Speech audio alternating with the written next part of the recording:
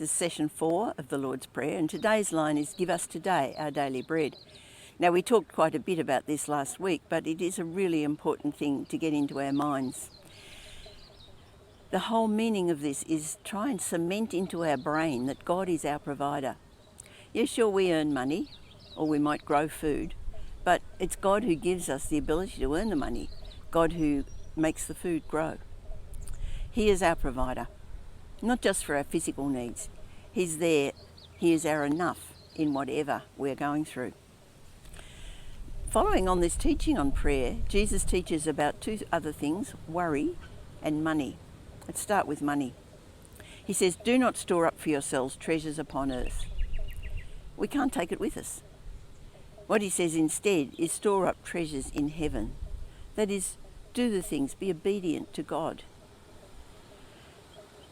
Where your treasure is, there will your heart be also.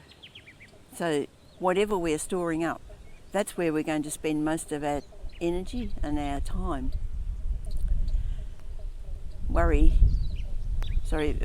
is, he says you cannot serve both God and money. The two just are opposites, if you like. He then moves on to worry. Matthew 6:27, "Who of you by worrying can add 1 hour to his life?" Well, we can't, obviously. Worrying's pointless.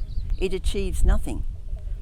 He gives examples of nature. He says, look at the birds. They don't worry about what they're going to eat, but God provides for them. And what about all the flowers and the nature? It doesn't worry about what it's going to look like and how it's going to get covering. God just provides all the covering it needs. So how much more is he going to provide for you? Worry is a lack of trust in the goodness of God. So we're encouraged to seek what God wants of us and to do that. And then it says, and everything else will be given to us. When I was studying for ministry, I went from a teaching salary to a student allowance. I was still paying off a mortgage on the house and had my dad living with me. And on paper, the sums just didn't add up. There was no way I would have been able to keep paying off the mortgage.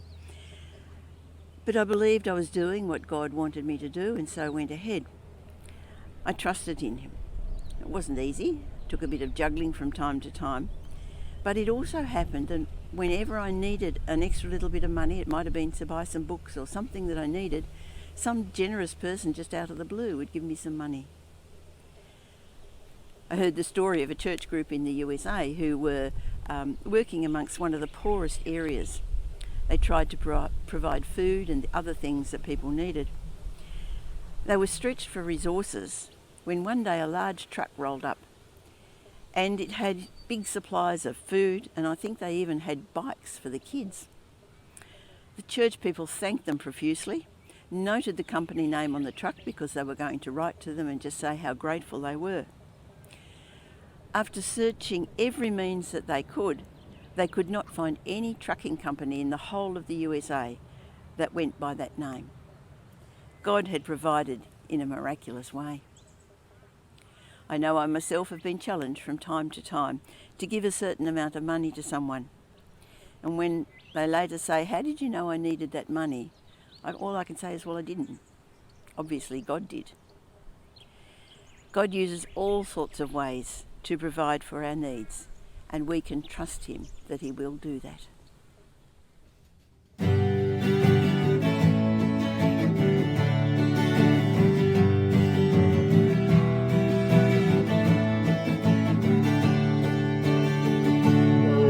My shepherd, I'll not want.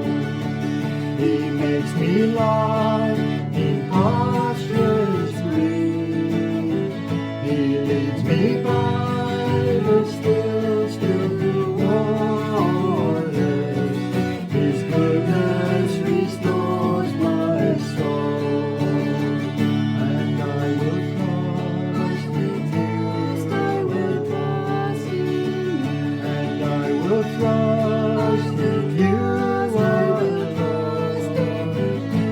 for your endless mercy